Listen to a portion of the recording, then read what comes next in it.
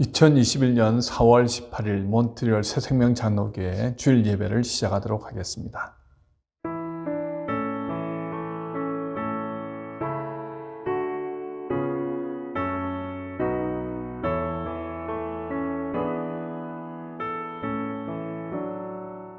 내 마음이 확정되었고 내 마음이 확정되었사오니 내가 노래하고 내가 찬송하리이다. 내 영광아 깰지어다. 비파야 수금아 깰지어다. 내가 새벽을 깨우리로다. 아멘. 살아서 역사하시는 하나님 아버지, 참으로 감사합니다. 지난 한 주간도 지켜주시고 오늘도 주님의 백성들 각자의 가정에서 온라인으로 예배 드릴 수 있도록 인도하여 주시니 참으로 감사합니다. 오늘도 우리의 마음이 하나님을 예배하기로 확정합니다. 하나님을 찬양하기로 확정합니다. 마음 다해 드리는 우리의 찬양과 예배를 받아 주시옵소서.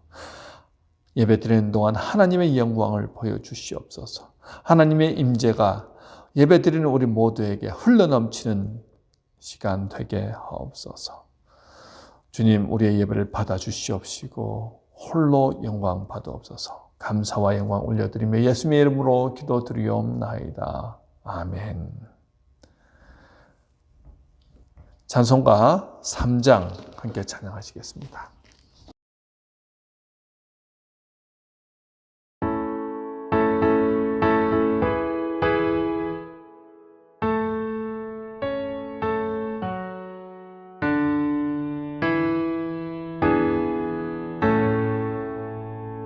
성부 성자와 성령 찬송과 영광 돌려보내세. 대초로 지금까지 또 영원 무궁토록 성삼위께 영광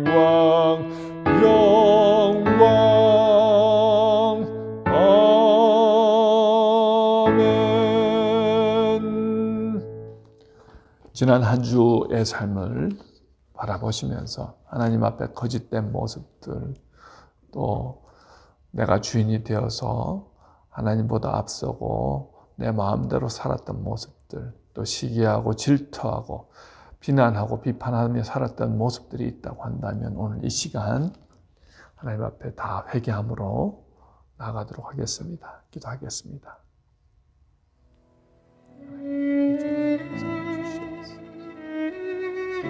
우리는 연약하여 갈 길을 알지 못하고 방황하는 마치 양들처럼 그렇게 정신없이 바쁘게 이 세상을 살아가는 연약한 종들입니다.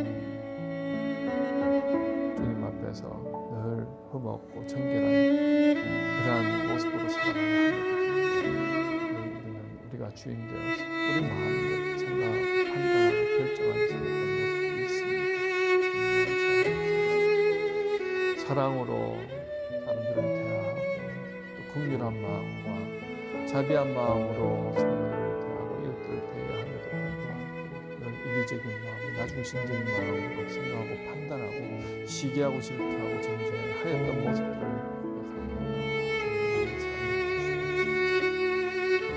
하나님, 우리 안에 또 정결하지 못한 모습들,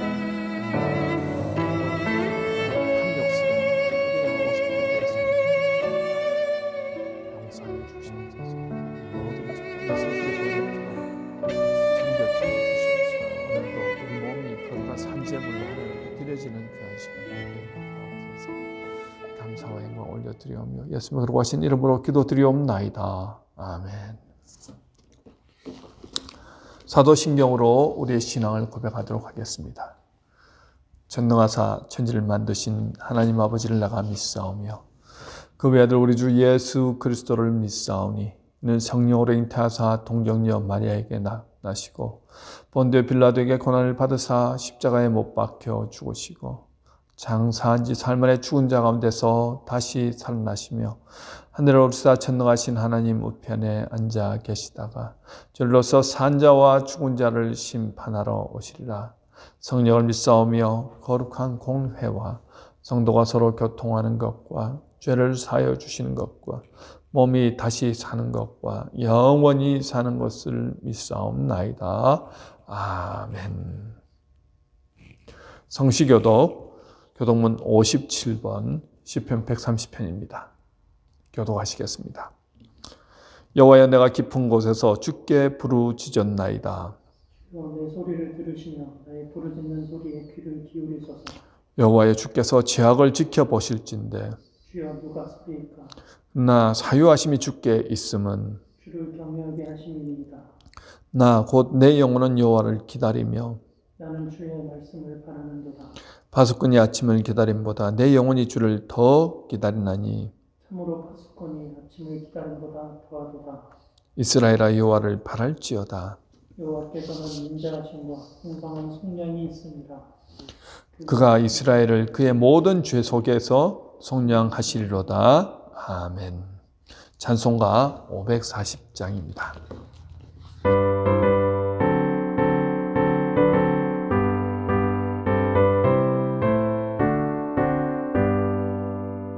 주의 음성을 내가 들으니 사랑한단 말일세. 믿는 마음으로 주께 가오니 나를 영접하소서. 내가 매일 십자가 앞에 더 가까이 가오니 구세주의 흘린 법의 피로써 나를 정케 하소서. 주여 넓으신 은혜 베푸사 나를 받아주시고 나의 품은 뜻 주의 뜻같이 되게 하여 주소서. 내가 매일 십자가 앞에 더 가까이 가오니 구세주의 흘린 법의 피로써 나를 정케 하소서. 나아갈 때에 어찌하니 기쁠까? 주의 얼굴을 항상 배우니 더욱 친근합니다. 내가 매일 십자가 앞에 더 가까이 가오니 구세주의 흘린 법의 피로써 나를 정케 하소서. 우리 구주의 넓은 사랑을 측량할 자 없으며 주가 주시는 참된 기쁨도 헤아릴 수 없도다. 내가 매일 십자가 앞에 더 가까이 가오니 구세주의 흘린 법의 피로써 나를 정케 하소서. 아멘.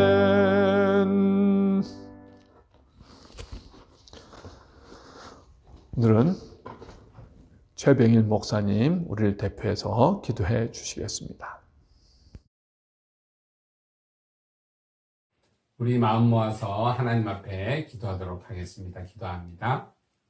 할렐루야. 사랑과 은총이 많으신 아버지 하나님, 감사를 드립니다. 우리 하나님의 자녀들이 오늘 거룩한 주일을 맞이해서 마음을 모아 하나님 앞에 이렇게 나왔습니다. 신령과 진정으로 예배드릴 수 있도록 우리 마음을 주장하여 주시고 온전한 예배가 될 수 있도록 우리의 찬양과 우리의 기도를 받아 주시옵소서. 하나님 아버지, 오늘도 목사님을 통하여 말씀하여 주셔서 그 말씀을 하나님의 말씀으로 받게 하시고 또 하나님의 말씀이 우리 마음밭에 잘 심겨져서 30배, 60배, 100배의 열매를 맺을 수 있는 귀하고 복된 말씀 듣고 실천할 수 있는 은혜를 베풀어 주심을 또한 믿고 감사를 드립니다.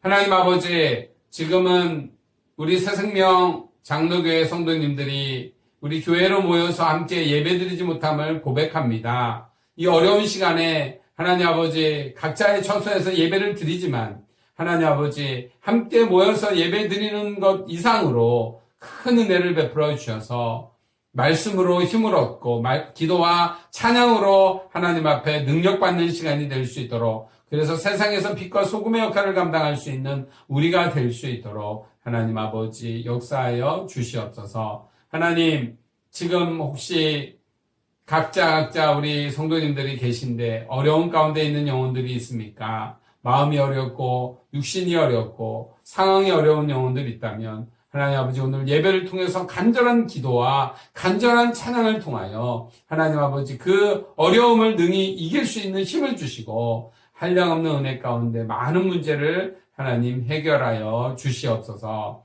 하나님 아버지, 우리 영유아부, 아동부, 또 중고등부, 청년부, 우리 자라나는 영혼들이 있습니다. 이 어린 영혼들이 부모님의 든든한 신앙을 통하여 말씀으로 잘 양육받을 수 있도록 허락해 주시고 함께 기도하고 함께 찬양을 통하여 이 어려움을 능히 이길 수 있는 하나님의 자녀들이 될 수 있도록 인도하여 주옵소서. 우리가 줌으로도 또 이렇게 또 온라인으로 모여서 또 예배도 드리고 또 성경 공부도 하는 가운데 있습니다. 또 같은 은혜로 하나님 아버지 큰 복을 내려주셔서 우리 어린 영혼들이 하나님의 말씀을 배울 때에 하나님을 알게 하시고 세상에서 나아가서 무슨 일을 해야 될지 하나님의 사명을 받을 수 있는 그런 영혼들이 될 수 있도록 함께하여 주옵소서. 하나님 아버지, 오늘도 귀한 말씀을 듣습니다. 우리 정성호 담임 목사님의 말씀을 통해서 하나님 말씀이 증거되게 하시고 성령의 충만한 은혜를 목사님과 우리 모든 성도들에게 베풀어 주셔서 하나님의 얼굴을 배웠고 기쁜 마음으로 아버지 하나님 세상에 나가서 하나님을 증거하며 우리 주 예수 그리스도를 증거하는 성령의 사람들이 될 수 있도록 하나님 아버지 인도하여 주옵소서. 오늘 예배도 하나님 앞에 온전히 드리길 원합니다. 감사드리며 우리 주 예수 그리스도 이름으로 기도드립니다. 아멘.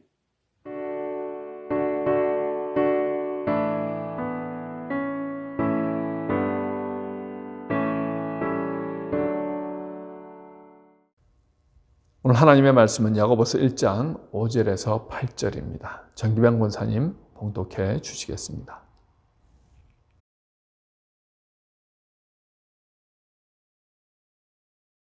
너희 중에 누구든지 지혜가 부족하거든 모든 사람에게 후히 주시고 꾸짖지 아니하시는 하나님께 구하라. 그리하면 주시리라. 오직 믿음으로 구하고 조금도 의심하지 말라. 의심하는 자는 마치 바람에 밀려 요동하는 바다 물결 같으니 이런 사람은 무엇이든지 죽게 얻기를 생각하지 말라. 두 마음을 품어 모든 일에 정함이 없는 자로다. 오늘은 하나님의 지혜를 구하라는 제목으로 말씀을 전하도록 하겠습니다. 매일 새벽 교회로 향할 때 상쾌한 봄내음이 곳곳을 스치면서 이제 완연한 봄이 되었구나 하는 것을 느낍니다. 참으로 아름다운 계절입니다. 새싹들이 움트고 파릇파릇한 잔디가 이 어려움의 시간에 큰 위로가 됩니다. 그런데 코로나19의 대유행은 사그라질 기세를 보이지 않습니다.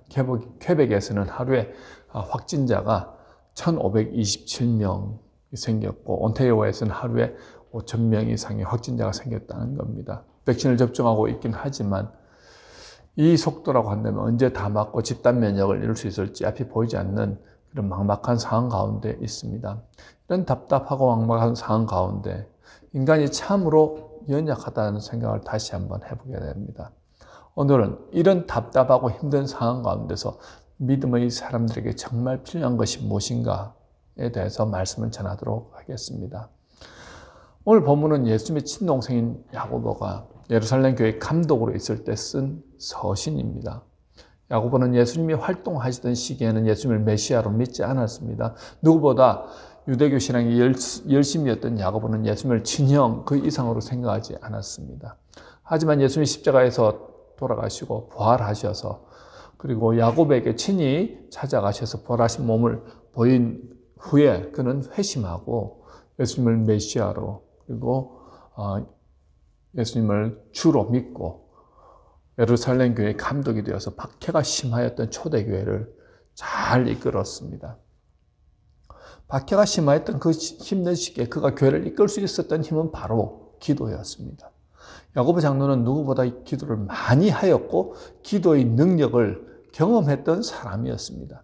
여러분도 낙타 무릎이라는 말을 한 번씩 들어보셨을 것입니다. 그 낙타 무릎의 주인공이 바로 이 야고보 장로입니다. 그가 얼마나 기도를 중요하게 여겼고 기도를 얼마나 열심히 했는가는 그의 무릎을 보면 알 수 있습니다. 그가 기도할 때마다 하나님께 간절하게 무릎 꿇고 기도했기에 그의 무릎이 마치 낙타 무릎처럼 변해서 그의 별명이 낙타 무릎이 되었습니다. 오늘 본문에도 그는 숱한 어려움을 경험할 때 기도로 돌파할 것을 권면하고 있습니다. 본문 전에 그 2절부터 4절까지의 내용을 잠시 살펴보면요. 그리스도인들이 원치 않는 시련을 만나면 야고보 장로는 인내하라고 권면합니다. 인내할 때 온전하고 구비하여 조금 더 부정함이 없는 사람이 된다라고 설명합니다. 그리고 곧바로 5절에서 뜬금없이 하나님에게 지혜를 구하라고 권면합니다. 자, 앞의 2절부터 4절의 내용은 시련을 잘 참고 견디면 예수님의 성품을 닮은 영적 성숙을 경험할 수 있을 것이다 라는 내용이지요. 그리고 5절부터 8절까지의 내용은 하나님께 지혜를 구하라는 내용입니다. 아무리 생각해도 이 두 주제가 잘 매치되지 않습니다. 그런데 헬라어 원문에는 한글 성경이나 영어 성경에서 발견되지 않는 한 접속사가 있습니다. 바로 5절에서 생략된 그러나라는 단어입니다. 4절부터 5절까지 다시 한번 읽어보겠는데 5절 제일 처음에 그러나라는 단어를 넣어서 한번 읽어보겠습니다. 인내를 온전히 이루라. 이는 너희로 온전하고 구비하여 조금 더 부정함이 없게 하려 함이라. 그러나 너희 중에 누구든지 지혜가 부족하거든 모든 사람에게 후히 주시고 꾸짖지 아니하신 하나님께 구하라. 그리하면 주시리라. 자, 쉽게 설명하면요. 하나님은 믿음의 시련을 통해서 성령의 열매인 인내를 매적하심으로 온전하고 구비하여 조금 더 부족함이 없는 풍성한 축복을 우리에게 주시려고 하신다는 것이지요. 그런데 지혜가 없으면 이것을 깨닫지 못한다는 겁니다. 그러므로 하나님께 지혜를 구해서 하나님이 주시는 지혜를 얻으면 우리는 더 깊이 생각할 수 있고 더 멀리 볼 수 있다는 거죠. 시험이 주는 유익을 깨달을 수 있습니다. 시험 너머에 있는 하나님이 예배해 놓으신 축복을 우리가 바라볼 수 있습니다. 그래서 야고보 장로는 무엇보다 먼저 지혜를 구하라고 권면하고 있습니다. 여러분, 우리가 인생길을 살아가다 보면 다양하고 어려운 문제들을 맞이하게 되는데 답이 나오지 않을 때가 참 많습니다. 지난주에 코로나 바이러스로 인해서 토론토의 한 한인교회 목사님이 갑자기 천국으로 가셨다는 소식을 신문을 통해서 보게 되었습니다. 3월 31일 날 수요 예배를 마치고 성령님들을 집까지 다 모셔다 드리고 집에 온 이후로 증상이 나타나기 시작해서 부활주일 예배를 근근히 드렸는데 그리고 그 주 금요일에 돌아가셨다는 거예요. 이제 만 51세로 한창 일하실 나이고 워낙 건강체질이라 약도 잘 안 먹고 지내실 정도였다는 겁니다. 사모님이 목사님 간호하다가 코로나에 걸리고 친정어머니와 대학생 딸이 아픈 목사님 내를 간호하겠다고 집에 왔다가 또 확진자가 되어서 온 가족이 격리중에 있다는 겁니다. 평생 주를 위해 살아온 목사님이 갑자기 하나님의 부르심을 받았으니 그리고 지금 시신들이 쌓여 있어서 장례를 치를 수가 없는 그런 입장이라는 거예요. 보관하는 데만 2주에 4,000불 넘게 든다는 겁니다. 가족들과 교인들은 장례식도 치를 수 없고 지금 확진이 되어서 가족들은 다 격리하고 또 지금 사모님은 상당히 지금 고통 가운데 그 병으로 인해서 고통을 받고 있다는 거예요. 도대체 하나님의 뜻을 이해할 수가 없습니다. 여러분 이럴 때 무슨 생각이 들겠습니까? 정말 앞이 막막하고 무엇을 어떻게 해야 할지 도무지 방법이 생각나지 않을 겁니다. 어떤 면에서는요, 하나님에 대해서 정말 섭섭하고 어떻게 우리에게 이러실 수 있냐는 그런 마음까지 들 수도 있습니다. 여러분, 이처럼 우리 인생에 수많은 시련들이 올 때 도무지 그 이유를 알 수 없어서 답답하고 힘에 겨워 방황하다가 쓰러지기도 합니다.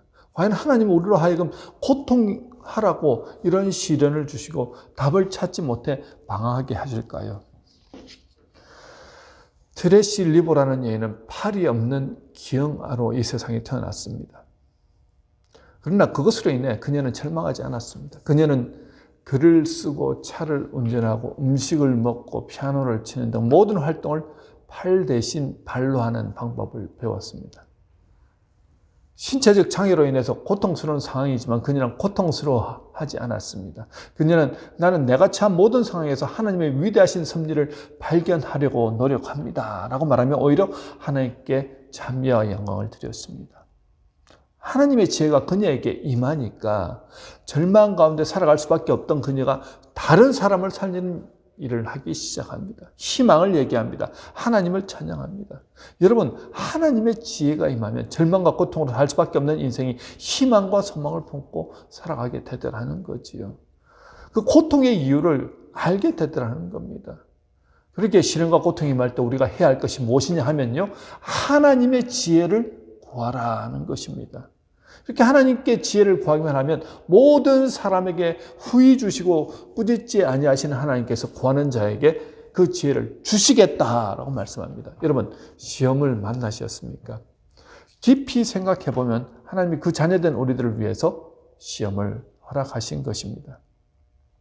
지혜가 부족하기 때문에 우리가 그것을 깨닫지 못할 뿐입니다. 그러니 시험을 만나면 낙심하지 말고 그 가운데 있는 하나님의 선하신 뜻이 무엇인지를 깨닫기 위해 하나님께 지혜를 구하십시오. 하나님 우리에게 지혜를 주실 것입니다.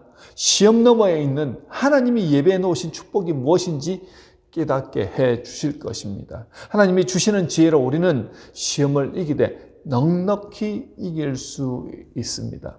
여러분, 지혜로운 사람 하면 다니엘을 빼놓을 수가 없습니다. 다니엘은 어땠습니까? 포로로 잡혀간 땅에서 바벨론 제국의 총리가 된 배경 중심에는 그가 하나님의 지혜를 소유했던 사람이었다는 겁니다. 다니엘은 지혜의 근원이 하나님이라는 사실을 알고 믿음으로 하나님을 경외하며 살아갔습니다. 포로로 잡혀 왕의 궁전학교에서 교육을 받던 다니엘은 황관장이 왕의 진미를 먹어야 한다고 했을 때 다니엘은 세상 방법 따라가지 않고 하나님 방법 선택합니다. 그러기에 그가 얼마나 하나님께 기도하며 지혜를 구했겠습니까? 시험을 만났을 때 스스로 지혜 있는 척 하지 않고 하나님께 지혜를 구하고 하나님의 도우심을 구했을 때 황관장에게 이렇게 말하지요. 다니엘서 1장 12절 13절입니다. 청하오니 당신의 종들을 열흘 동안 시험하여 채식을 주어 먹게 하고 물을 주어 마시게 한 후에 당신 앞에서 우리의 얼굴과 왕의 음식을 먹는 소년들의 얼굴을 비교하여 보아서 당신이 보는 대로 종들에게 행하소서. 자, 그 결과는 15절 16절에 나오죠. 그들의 얼굴이 더욱 아름답고 살이 더욱 윤택하여 왕의 음식을 먹는 다른 소년들보다 더 좋아 보인지라. 그리하여 감독하는 자가 그들에게 지정된 음식과 마실 포도주를 제하고 채식을 주니라 고 말씀합니다. 고난이 임했을 때 사람 찾지 않았습니다. 하나님의 방법 의지하지 않았습니다. 사람의 지식을 의지하지 않았습니다. 전적으로 하나님의 방법을 의지했고 하나님이 주시는 지혜로 말하였습니다. 그럴 때 율법에서 금지하는 우상에게 바치었던 음식과 금지된 음식들을 먹지 않고도 더 건강하고 아름답게 보이더라는 거죠. 큰 시험을 만난 상황이라면 사람에게 뛰어가서 인간적인 지혜를 얻으려 하지 말고 여러분 하나님께 나아가서 그 지혜를 구하라는 말입니다. 근데 5절 끝부분에서 하나님 우리에게 주신 놀라운 약속이 있습니다. 약속 붙들고 기도하십시오. 하나님께 구하라. 그리하면 주시리라. 한번 따라해 보시겠습니다. 하나님께 구하라. 그리하면 주시리라. 우리가 구하지 않아서 못 얻는 것이지 우리가 구하기만 하면 하나님이 주신다는 겁니다. 자, 삼손은요, 힘이 장사할 때는 기도하지 않았습니다. 그 힘으로 오히려 쾌락에 빠졌습니다. 삼손에 관한 내용이 사사기 3장에서부터 16장에 나오는데 삼손이 기도한 내용은 2번밖에 나오지 않습니다. 그런데 그 2번 다 자신의 힘이 있을 때가 아니라 2번 다 자기의 무능함을 절감하였을 때 그가 기도하더라는 거지요. 한 번은 블레셋 사람들과 싸우고 나니 목이 말라 죽을 지경입니다. 주변에 아무리 둘러봐도 물이 없습니다. 삼손이 목말라 죽을 지경이 됐을 때 그가 하나님을 찾더라는 거죠. 그리고 하나님은 삼손의 그 기도를 들으시고 엔하꼬레라는 샘물이 솟아나게 하셨습니다. 또 한 번은 두 눈이 뽑히고 맷돌을 가는 신세가 되어서 조롱당할 때 비로소 하나님께 기도하지요. 사사기 16장 28절에서 이번 한 번만 나를 강하게 하여 달라고 기도했을 때 하나님이 그 기도에 응답하시더라는 겁니다. 여러분, 우리가 시련과 고난이 있을 때 하나님께 지혜 달라고 기도해 보셨습니까? 저도 지난 세월을 되돌이켜 보면요, 언제 가장 큰 은혜가 임했는가 살펴볼 때 제가 가장 힘들고 어려울 때였습니다. 도저히 내 힘으로 아무것도 할 수 없다고 생각되는 그때 하나님의 뜻을 묻고 지혜를 구하고 인도해달라고 기도했을 때 그때의 간절함은 보통 때와는 다르지요. 마치 예수님이 십자가를 지시기 전날 밤 겟세마네 동산에서 하나님께 부르짖으며 기도하는 바로 그런 심정으로 기도합니다. 그렇게 기도하다 보면 참으로 놀라운 일이 일어납니다. 하나님께서 왜 이런 일이 일어났는지, 왜 내가 고통받는지 하나님께서 지혜를 허락하셔서 깨닫게 하시더라는 거죠. 물론 그 당시에 당장 깨닫게 하시는 것은 아니었습니다. 그런데 시간이 조금 지나고 일이 되어지는 형편을 보면서 하나님이 이렇게 해서 나라에 하여금 이런 시련과 고통을 주셨구나. 깨달아지니까요. 그 고통도 충분히 이해가 되고 견뎌낼 수 있더라는 거죠. 내 앞에 놓여진 그 힘든 일 때문에 죽을 것 같아서 기도드렸는데 기도함으로 그 문제의 본질이 이해가 되는 것입니다. 그리고 그 고통도 능히 감당할 수 있게 되더라는 거죠. 예수님도 간절하게 기도하다가 십자가를 지는 것이 하나님의 뜻이라는 것을 알고 겟세마네 동산에서 더 이상 이제는 괴로워하지 않지요. 기꺼이 십자가의 무게를 감당하시더라는 겁니다. 초창기 교회에 거대한 핍박과 박해가 임했을 때 고통으로 인해 왜 우리에게 이런 고통을 주시느냐고 그런 기도를 드리다가 하나님의 지혜가 임하니까 이 고통과 박해도 아무에게도 허락하시는 것이 아니라 감당할 수 있는 사람에게만 허락하신다는 그 영적인 통찰력이 그들에게 주어지더라는 거죠. 그 마음이 드니까 초대교회 성도들 그 숱한 고난을 다 감당하더라는 것입니다. 여러분, 우리 하나님은요, 신실하신 하나님입니다. 약속하신 바를 반드시 이루시는 하나님이십니다. 얼마나 놀라운 약속의 말씀입니까? 받지 못하는 나보다도 주지 못하시는 하나님의 심정이 더 안타까워 하시는 법입니다. 우리가 하나님께 구하면 하나님은 우리에게 주십니다. 이번에 목회자 컨퍼런스에서도 여러 목사님들과 이제 줌으로 교제하면서 목회할 때 이런저런 어려움이 임할 때 어떻게 하시냐는 주제로 서로 나누었습니다. 그런데 한 목사님의 말씀, 이 목사님은 목회의 경험도 많고 연세도 지긋하게 드셨는데 딱 한 말씀 하나 하시는 겁니다. 교회가 다 비슷한 것 같지만 조금씩 다 다릅니다. 어느 교회도 같지 않습니다. 그런데 그 교회의 문제를 누가 가장 잘 아시느냐? 바로 주님이 가장 잘 아신다는 거예요. 경험 많으신 목사님의 권면도 도움이 되지만 진정한 도움은 하나님만이 주실 수 있다는 겁니다. 한마디로 우리 교회를 위한 하나님의 음성을 들으면 모든 문제를 해결할 수 있다는 거지요. 문제의 답은 하나님이 가지고 계신데 우리들은 인간적인 방법으로 문제를 하려고 할 때가 많다는 겁니다. 여러분, 하나님의 지혜를 구하십시오. 구하시면 주시겠다고 말씀합니다.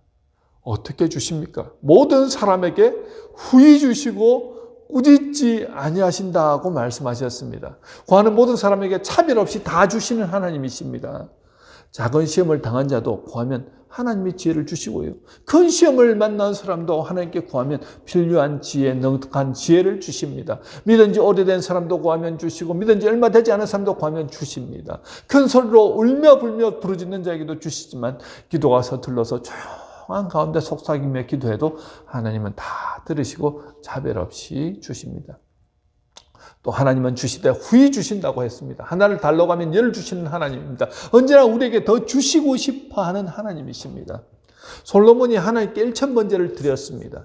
하나님이 그에게 나타나셔서 물으셨습니다. 솔로몬아, 너는 내게 구하라. 내가 너에게 무엇을 줄고? 솔로몬이 하나님께 대답하지요. 주여, 종은 작은 아이입니다. 제가 출입할 줄을 모릅니다. 저 많은 백성들을 하나님의 뜻 가운데 바르게 잘 인도해야 할 텐데 제게 지혜가 부족합니다. 그러니 저에게 지혜로운 마음을 주시옵소서.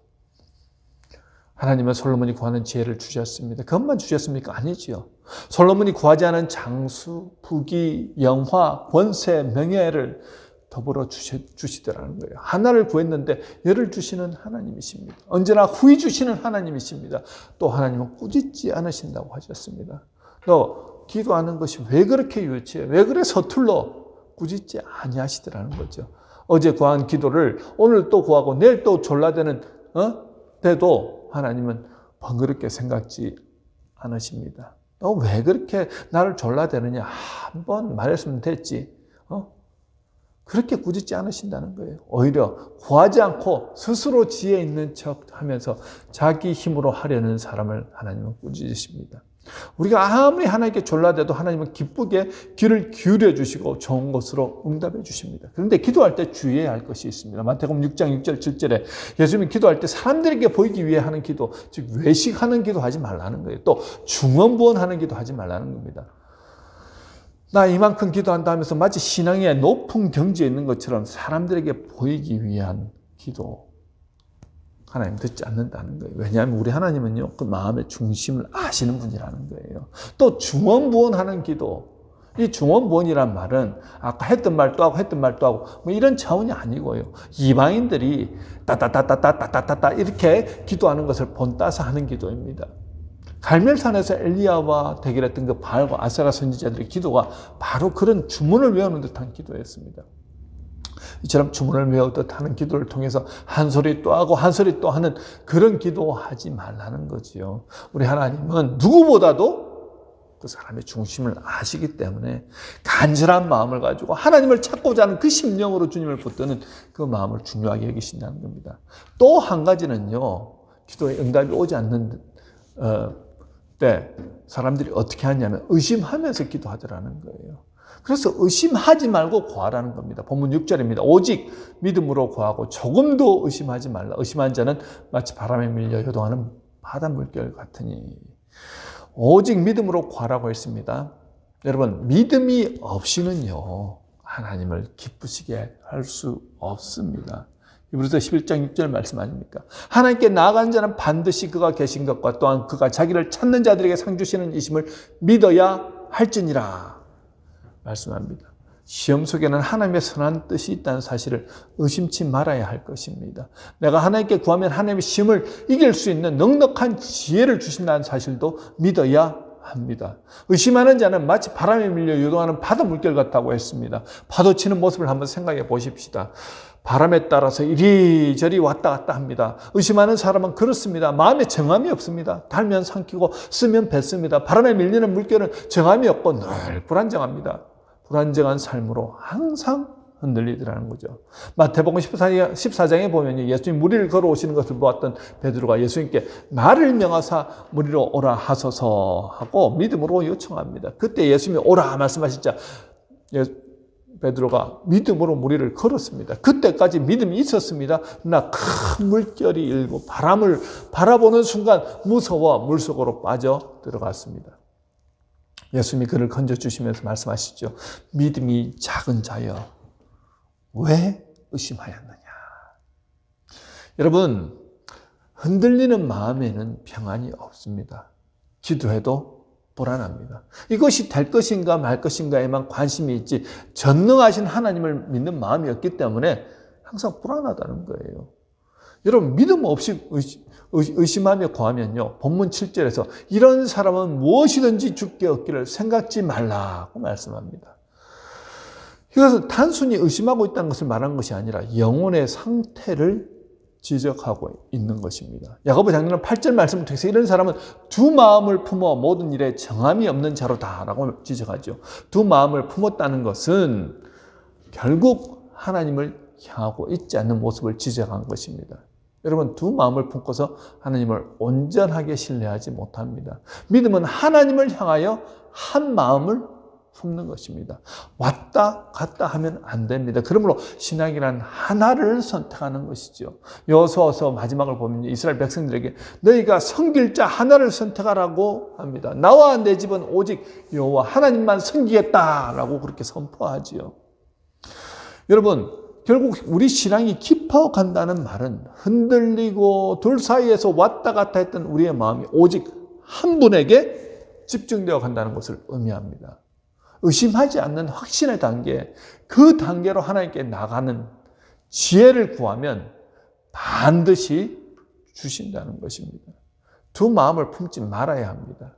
우리는 하나님만을 섬기도록 마음에 작정을 한 사람들입니다. 우리 주 예수 그리스도의 십자가를 따르기로 작정한 사람들입니다. 하나님이 우리를 어디로 인도하시는지 간에 종된 우리들은 기쁨으로 하나님이 나를 사랑하시니까 나를 가장 좋은 길로 인도해 주실 것이다 라는 믿음을 가지고 주님께 맡기고 따라가면 된다는 것입니다. 자, 그렇다면 언제 지혜를 구해야 합니까? 삶의 지혜가 필요한 순간이 언제입니까? 필요하지 않은 순간이 없더라는 거예요. 항상 순간순간 하나님의 지혜가 필요합니다. 지혜란 때와 깊은 연관성이 있습니다. 때에 맞게 행동하는 것이 지혜입니다. 우리에게 어려운 순간이 닥치고 상황이 좋지 않을 때 우발적이거나 충동적인 행동을 할 때가 많습니다. 그때는 반드시 후회하게 됩니다. 사도행전 5장에 보면요, 아나니아와 삽비라 부부가 등장합니다. 초대교회에서 은혜 받고 자신의 소유를 팔아서 교회에 바치겠다고 했다가 밭을 팔고 보니까 아까운 생각이 들었습니다. 은혜 받고 좋은 일 하려 했지만 밭을 팔고 나면 앞으로 살 길이 막막했습니다. 그들은 교회에서 은혜 받고 좋은 일 하려다가 시험에 든 것입니다. 시험 가운데 있다면 하나님의 지혜가 필요한 순간이지요. 그럴 때 시간적 여유를 가지고 하나님께 그는 엎드렸어야 했습니다. 성급한 행동과 말은 늘 미련함으로 결론 지을 때가 많습니다. 그들은 하나님께 지혜를 구하고 하나님의 도우심을 기다렸어야만 했습니다. 그랬다고 한다면 성령을 속였다는 죄로 목숨을 잃지는 않았을 것입니다. 여러분, 하나님은 우리가 어려움을 당할 때 언제 어떻게 무엇을 행동해야 할지 자세하게 가르쳐 주십니다. 어떤 결정을 내릴 때, 중요한 일을 앞에 두고 있을 때 막막한 순간에 우리는 우리의 지혜가 부족함을 느낍니다. 그때 우리가 해야 할 것은 만사를 다 제쳐놓고 하나님의 지혜를 구하는 것입니다. 잠시라도 괜찮습니다. 하나님, 내게 지혜를 주셔서 오늘 이런 상황 가운데 어떤 말을 해야 할지 가르쳐 주십시오. 어떻게 결정해야 할지 주님께서 직접 내게 가르쳐 주십시오. 여러분, 이렇게 잠시라도 하나님 앞에 계속해서 묻고 지혜를 구할 때 하나님의 지혜가 우리 안에서 감동으로 아니면 상황 가운데 아니면 성경 말씀을 통해서건 어떤 방법으로든 하나님 우리에게 가르쳐 주시고 인도하신다는 겁니다. 여러분, 시험을 만나셨습니까? 어떤 시련 속에서도 기련이 있습니다. 시련이 우리의 인생을 무너지게 하지 않습니다. 지혜가 없기 때문에 시련이 힘들고 그 시련이 내 인생을 무너지게 할 뿐이지, 시련 가운데 지혜가 있다면 지혜가 시련을 축복으로 바꿔놓을 줄 믿습니다. 하나님이 주시는 지혜가 있다면 시험을 얼마든지 이겨낼 수 있습니다. 지혜는 우리의 삶을 형통한 삶으로 인도해 줄 것입니다. 지혜야말로 우리의 삶을 성숙한 길로 인도하고도 남습니다. 그러므로 우리의 삶에서 중요한 기도 제목 하나가 있는데 그것은 우리가 날마다 구해야 할 것이 바로 하나님의 지혜라는 것입니다. 우리가 지혜를 구하면 하나님은 모든 사람에게 후히 주시고 꾸짖지 아니하십니다. 오직 믿음으로 구하십시오. 조금도 의심하지 마십시오. 하나님 우리에게 시험을 허락하실 때는 그 시험 가운데 하나님의 선하신 뜻이 반드시 있습니다. 여러분, 이 한 주간도 믿음의 기도를 통해서 하나님 허락하시는 지혜로운 우리가 만나는 모든 시험을 이기되 넉넉하게 이기게 되시기를, 또 무엇보다도 그 이김을 자주 경험함을 통해서 하나님의 은혜와 능력과 평안을 매일매일 경험하신 저와 여러분이 되시길 주님의 이름으로 축원합니다. 기도하겠습니다. 참으로 좋으신 하나님, 감사합니다. 시험을 만나고 시련 속에서 참 막막하고 힘든 그런 삶을 우리는 살아갑니다. 하나님이 이 어려운 가운데서도 우리에게 길이 있음을 우리는 오늘 말씀을 통해서 배웠습니다. 하나님을 찾고 하나님께 지혜를 구하면 하나님이 지혜를 주시고 그 지혜로 우리 인생을 능히 이겨나갈 수 있다고 말씀합니다. 하나님, 우리가 물질적인 축복 또 세상의 방식으로 뭔가를 성공하고자 하는 그런 마음들 다 내려놓게 하시고 우리에게 맡겨주신 상 가운데서 주어지는 여러 가지 어려움 속에서 하나님의 지혜를 구하고 그 지혜로 우리 모든 것들을 이겨나갈 수 있도록 주님 인도하여 주시옵소서. 우리가 구하면 하나님께서 차고 넘치게 부어주시겠다고 하셨사오니 오늘도 하나님의 지혜를 구하고 이 한 주간도 하나님의 지혜로 날마다 승리하는 은혜로운 삶 살아갈 수 있도록 인도하여 주시옵소서. 고통 가운데 있는 사람들이 오늘 말씀을 들음을 통하여 위로받게 하시고 방법을 찾게 하시고 말씀대로 순종하였더니 정말 하나님의 지혜가 임하고 능력을 받고 새로운 삶을 살게 되었다는 그러한 간증들을 할 수 있는 귀한 성도님들 다 되게 하옵소서. 감사와 영광 올려드리오며 예수님의 거룩하신 이름으로 기도드리옵나이다. 아멘. 봉헌 찬송 543장입니다.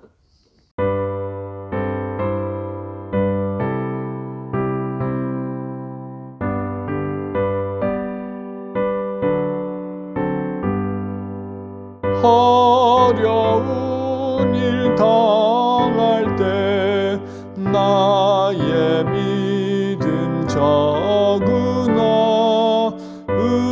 의지하는 내 주를 더욱 의지합니다. 세월 지나갈수록 의지할 것뿐일세. 무슨 일을 당해도 예수 의지합니다. 성령께서 내 마음 밝히 비춰주시니 인도하심 따라서 주만 의지합니다. 세월 지나갈수록 의지할 것뿐일세. 무슨 일을 당해도 예수 의지합니다.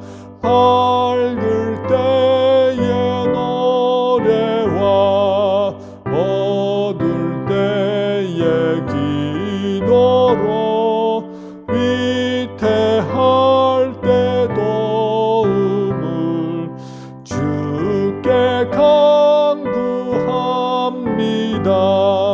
세월 지나갈수록 의지할 것뿐일세. 무슨 일을 당해도 예수 의지합니다. 생명 있을 동안에 예수 의지합니다. 천국 올라가도록 의지할 것뿐일세. 세월 지나갈수록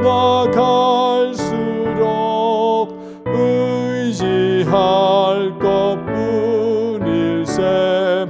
무슨 일을 당해도 예수 의지합니다.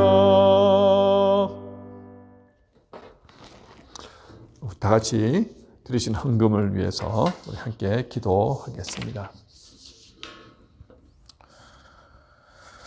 은혜가 풍성하신 하나님 아버지, 참으로 감사합니다. 지난 한 주간도 보호하여 주시고 오늘도 주님 앞에 나와 온라인으로 각자의 가정에서 예배 드릴 수 있도록 인도하여 주시니 참으로 감사드립니다. 이 시간은 한 주간 동안 저희들이 일할 수 있도록 힘과 건강을 허락하시고 때마다 줄이지 않도록 채워주신 주님의 사랑과 은혜가 참으로 감사하여 수고하여 얻은 물질 중에서 정성껏 떼어서 주님 앞에 바칩니다. 주님, 저희들의 예물을 기뻐 받아 주시옵소서. 바라옵기는 저희들이 주님 앞에 예물을 드릴 때 감사함으로 기쁨으로 정말 드릴 수 있도록 하나님 앞에 드리는 것이 얼마나 즐거운 일인지 주님, 우리가 그 마음으로 하나님 드릴 수 있도록 인도하여 주시옵소서. 어쩔 수 없이 아까워하며 인색함으로 드리는 그런 예물이 되지 않기 원합니다. 최선을 다해서 하나님 앞에 드리는 저희들의 마음과 그리고 생각이 하나가 되어서 드리는 예물 되게 하여 주시옵소서. 주님, 이 예물이 쓰여지는 곳곳마다 하나님의 사랑의 역사가 일어나게 하옵시고 복음이 확정되고 주님의 몸된 교회가 든든히 서 나가도록 인도하여 주시옵소서. 코로나로 인하여서 여전히 참 세상은 답답하고 막막한 가운데 있지만 그 가운데서 또 주님은 항상 우리와 함께 하시며 또 주님이 하실 일들을 하고 계신 줄 믿습니다. 이 어려움의 시간에 하나님의 지혜를 구하고 하나님의 지혜로 모든 것을 판단하고 그리고 지혜롭게 행동할 수 있도록 주님 우리들을 붙잡아 주시옵시고 날마다 주와 함께 동행함을 통하여서 하나님이 우리에게 허락하신 귀한 사명을 이루어 드릴 수 있도록 그리고 이 세상 가운데서 빛으로 살아가는 저희들 다 되게 하여 주시옵소서. 하나님, 코로나 기간 동안 더 많이 기도하고 더 많이 말씀 보고 더 많이 전도하고 더 많이 주님을 닮아가는 그 기간 되게 하옵소서. 그래서 영적으로는 성장하고 또 우리의 삶 가운데 풍성하고 은혜로 충만한 삶 살아가는 이 코로나 기간 되게 하옵소서. 우리 성도들 가운데 육체적으로 고통 가운데 있는 성도들, 또 질병으로 고통 가운데 있는 성도들, 마음으로 우울하고 답답한 가운데 있는 성도들, 예수 그리스도의 빛이 이 마음을 통하여 깨끗하게 씻음 받게 하여 주시옵소서. 주 안에서 진정한 기쁨과 감사와 평화를 누리는 성도들 다 되게 하옵소서. 감사드리오며 예수님의 거룩하신 이름으로 기도드리옵나이다. 아멘. 교회 소식 몇 가지 전하도록 하겠습니다. 코비드19 확산으로 비대면으로 계속해서 온라인 예배를 드립니다. 오는 4월 25일 이곳에서 이 교회에서 영화 촬영이 있습니다. 그래서 금요일, 토요일, 주일, 월요일까지는 교회가 온전히 폐쇄가 되기 때문에 바이올린 반도 한 주 주강하도록 하겠습니다. 그 외에 우리 구역 모임 참조하시고 여러분 이 기간 동안 더 기도에 힘쓰시고 계속해서 말씀을 영의 양식을 매일 시간을 떼어서 집중해서 말씀을 읽고 또 묵상하시고 그래서 영적으로 더 성장하는 그런 기간이 되었으면 좋겠습니다. 우리 마지막 찬양 다 같이 일어나셔서 하도록 하겠습니다.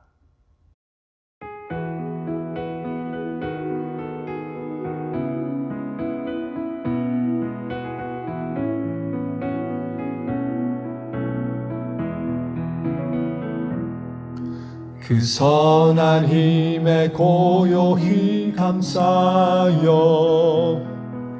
그 놀라운 평화를 누리며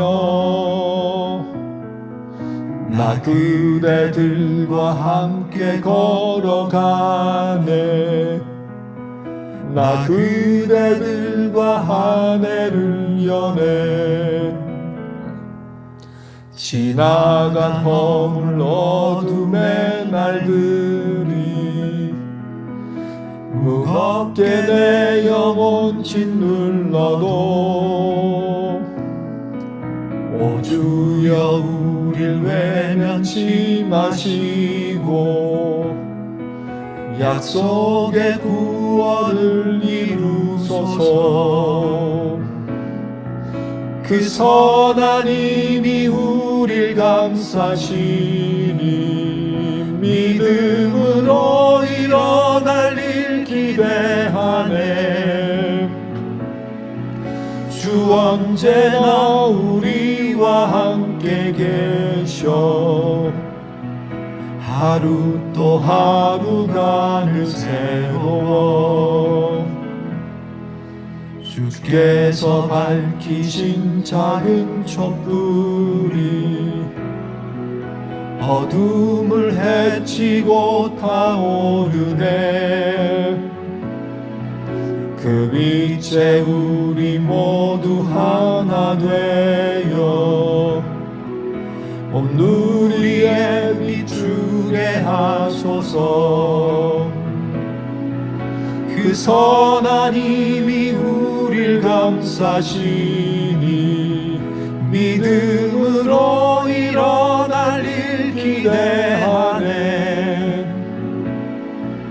주 언제나 우리와 함께 계셔 하루 또 하루가 새로워. 이 고요함이 깊이 번져갈 때 저 가슴 벅찬 노래 들리네.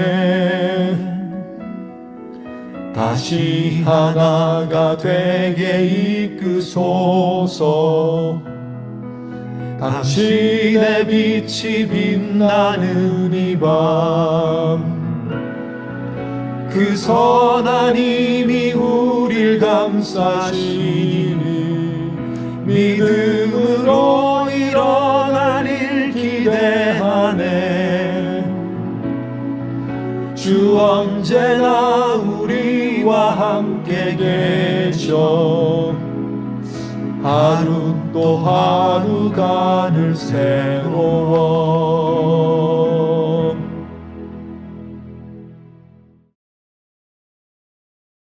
지금은 우리 주 예수 그리스도의 은혜와 하나님 아버지의 무한하신 사랑하심과 성령님의 감동감화 교통하심이